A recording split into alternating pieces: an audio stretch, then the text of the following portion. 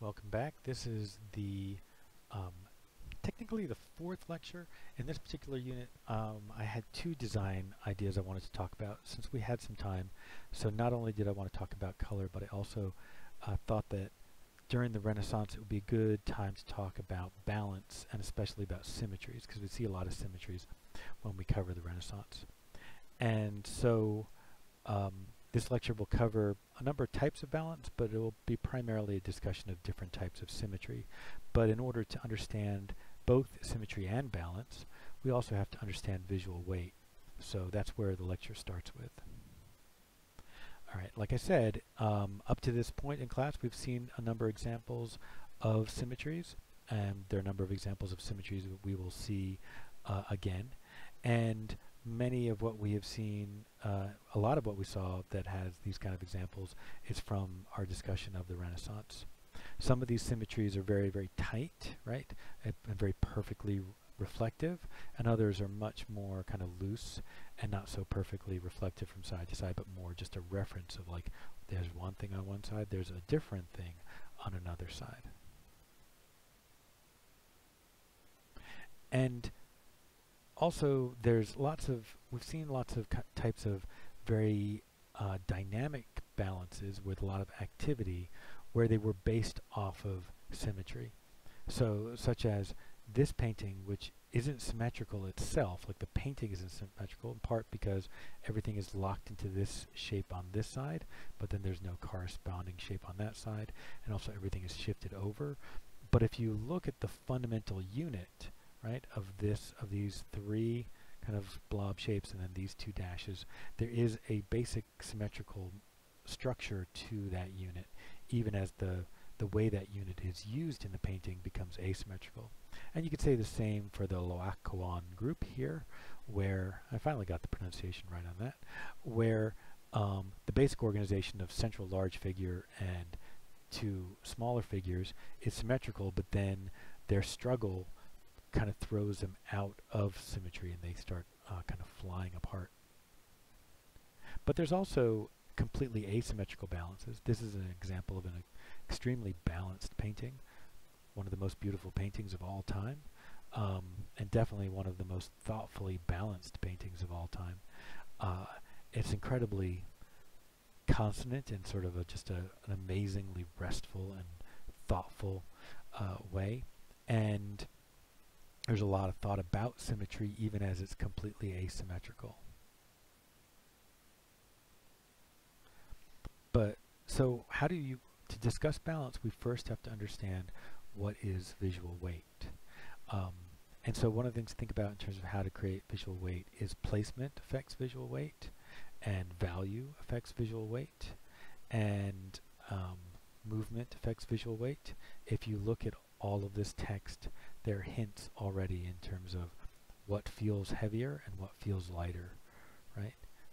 A thin text, and then it's in italics, so it's on a diagonal, feels a lot lighter than other types of text.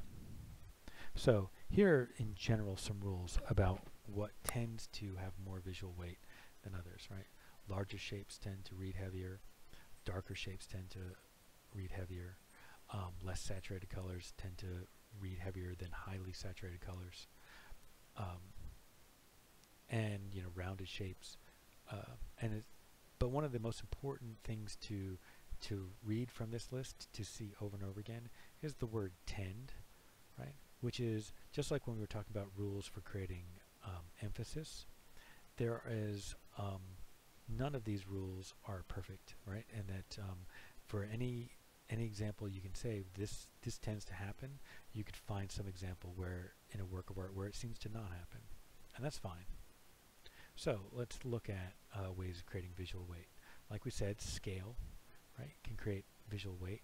The larger R feels heavier. Placement can also affect it.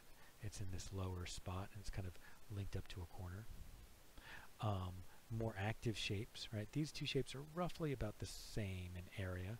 Maybe not quite, but roughly. But this is a much more active, more diagonal shape, and this is a squat shape, and it definitely feels heavier, right? These two R's are exactly the same size, but the darker R feels heavier. And these two R's are pretty close to the same size, but the more complex, more decorated R feels a little bit lighter. Although in the same ways it does have that drop shadow, so that makes it feel also kind of dimensional. So, yeah, I don't know, it's a bit of a toss-up between those two. So, and then the other thing to talk about is axial symmetry. Maybe before we get too far into this, I just want to explain that there's different types of symmetry, and some types of symmetry are reflective, meaning that, let's say you're looking at an R, that you see that R as a perfect reversed reflection on the other side. But that can be done on a diagonal. It doesn't have to be done perfectly straight up and down. It doesn't have to be done perfectly in the middle of a work of art.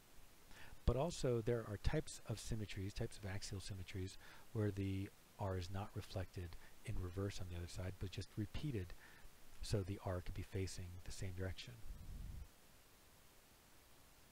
So here is, a classic example of axial symmetry, right down the middle, and it is reflective axial symmetry.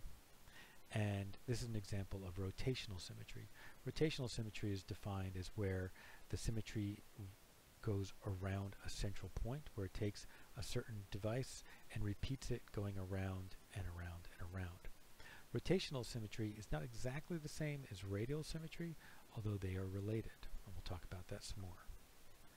This is a page I made as a handout for my class, and I've kind of incorporated it into the lecture because just to try to save paper.